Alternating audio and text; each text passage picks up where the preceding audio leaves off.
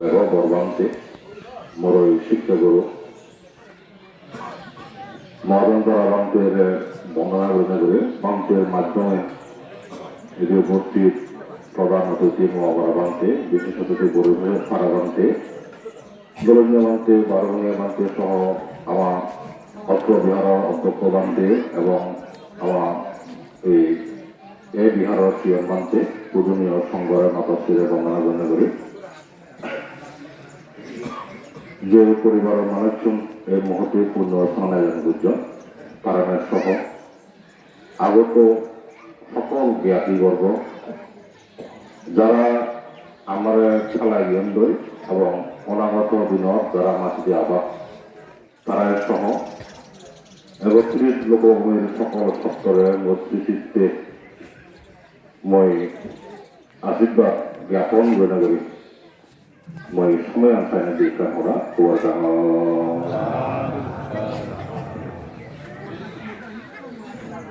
শতবান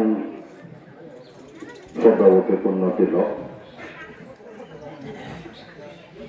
জগতের শ্রেষ্ঠ পুরুষ মহাজ্ঞানী সকল সত্যগুণের মুক্তির পদপ্রদর্শক যার অসীম করুণার ফলে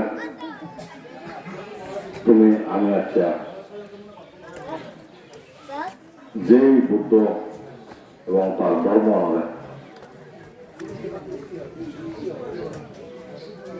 সামান্য হলেও জানিনে বুঝিনে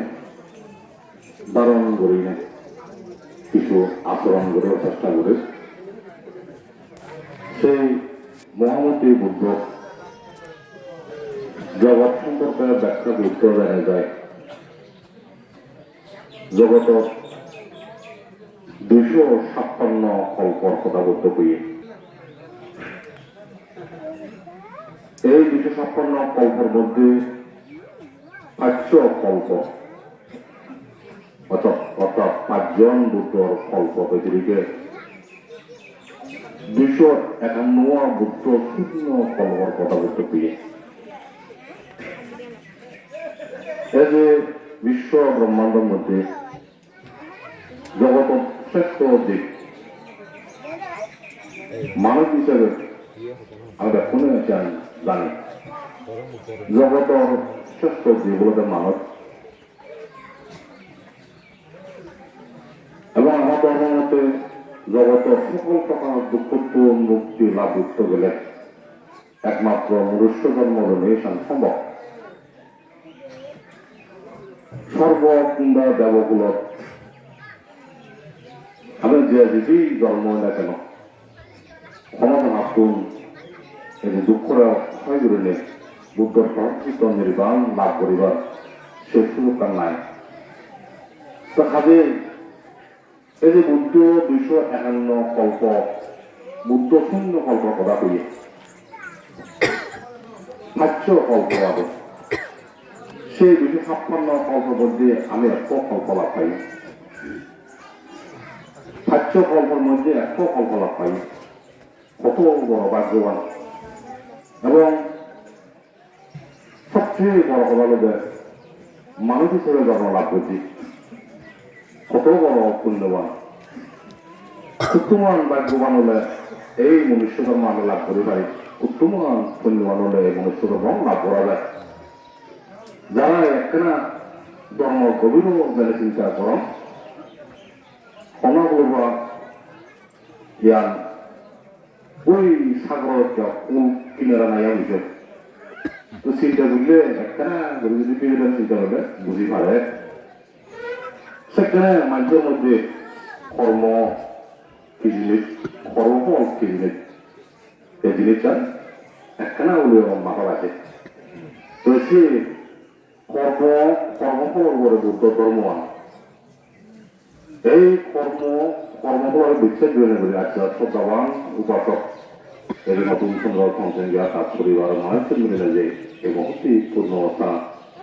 বিশেষ করে বুদ্ধর প্রশংসিত যে পূর্ণ অবস্থা মহতি সংগ্রাম সংকলনবিদের বুদ্ধমূর্তি অর্থ পরিষ্কার কল্পতরু সহ এতে নাগেশ্বর বৃক্ষ রূপণ ঘোষণা করি আগামীতে যে আর্যমিত্র বুদ্ধ আগমন হব আমার ধর্ম ভাষ্যমতে সেই মহতি আর্যমিত্র বুদ্ধ একমাত্র নাগেশ্বর বৃক্ষ ফলে নাকি যেমন আমার গৌতম বুদ্ধ তাই বুদ্ধি বৃক্ষ ফলে বুদ্ধি জ্ঞান লাভ করছে আগামীতে নাগেশ্বর বৃক্ষ ফলে বলে আর্যমিত্র বুদ্ধ ঠিক বুদ্ধি জ্ঞান লাভ করিব তাহলে সেই প্রার্থনাকে কামনা করেন তো এই বৃক্ষ রোপণ করে বুদ্ধ শাসনের উদ্দেশ্যে দান দেনা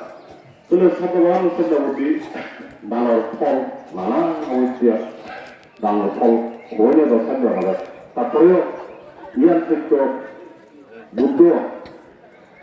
এতে সংগদান একটা যে সংগদানের ভিতরে দেয় সেটি বুঝছে যদিও সংগদানের ফলান বুদ্ধ মহান বলে কইয়ে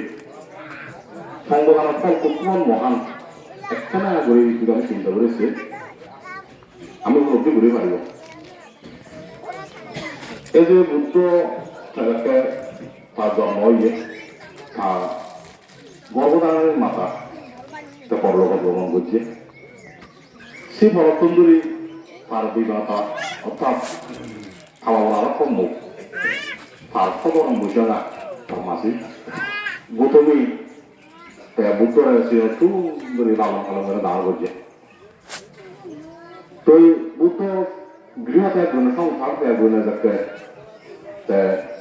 ব্যান বাবনার মধ্য দিনে আসক ক্ষয় করে যাকে বুদ্ধ বুদ্ধিকে লাভ করছে অর্থাৎ তার পোয়া আছে গৌতমী উপস্থিত গৌতমী সেখানে বুদ্ধরা নাকি তেওরা রানী সে রানী নিজে নাকি তুলা তুলিলে রং কিনারে নিজে বুনিলে নিজে রং বুড়িলে নিজে ছিলেন এখন ছিল বানায় দেখালে বুদ্ধরে নাম দিল